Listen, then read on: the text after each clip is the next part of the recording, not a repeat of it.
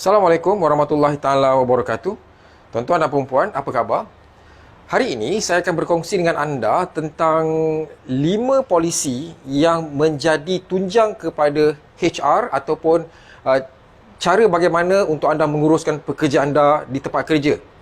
Polisi pertama, syarikat harus ada handbook ataupun buku tata cara mengurus pekerja mereka berkaitan dengan hak pekerja, kewajipan pekerja, bagaimana nak menguruskan mereka dalam keadaan mereka sakit, cuti-cutinya bagaimana, klaim dari segi tuntutan perjalanan, tuntutan overtime dan segala macam yang berkaitan.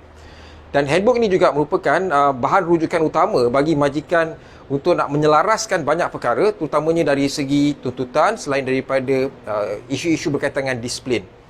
Pengambilan kerja sebagai contoh. Ianya ada semua di dalam handbook. Maka handbook ini dah jadi satu perkara yang wajib, polisi wajib yang syarikat harus ada.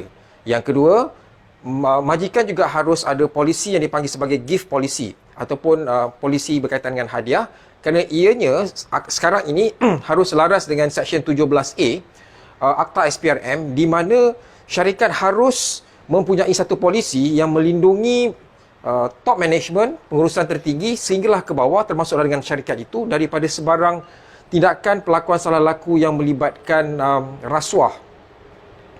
Dan yang ketiga, melibatkan sexual harassment policy agar pekerja anda di tempat kerja itu dilindungi daripada sebarang gangguan ataupun tindakan-tindakan yang tidak sepatutnya dibuat terhadap mereka.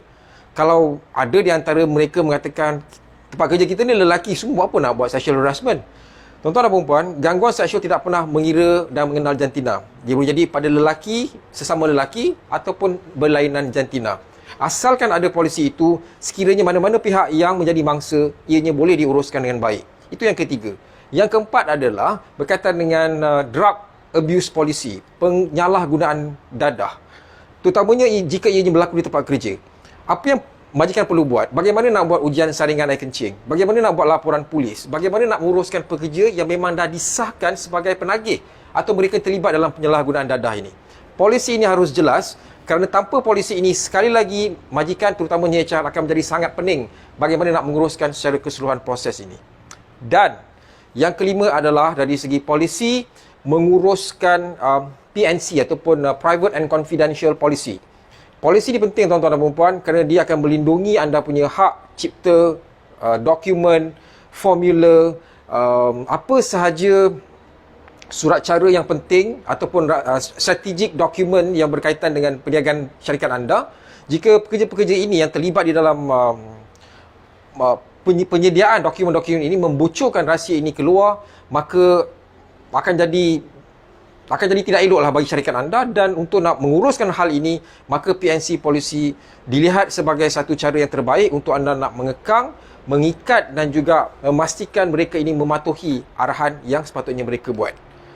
Itu tadi 5 polisi. Pertama handbook, yang kedua gift policy, yang ketiga sexual harassment policy, yang keempat PNC policy, yang kelima drug abuse policy.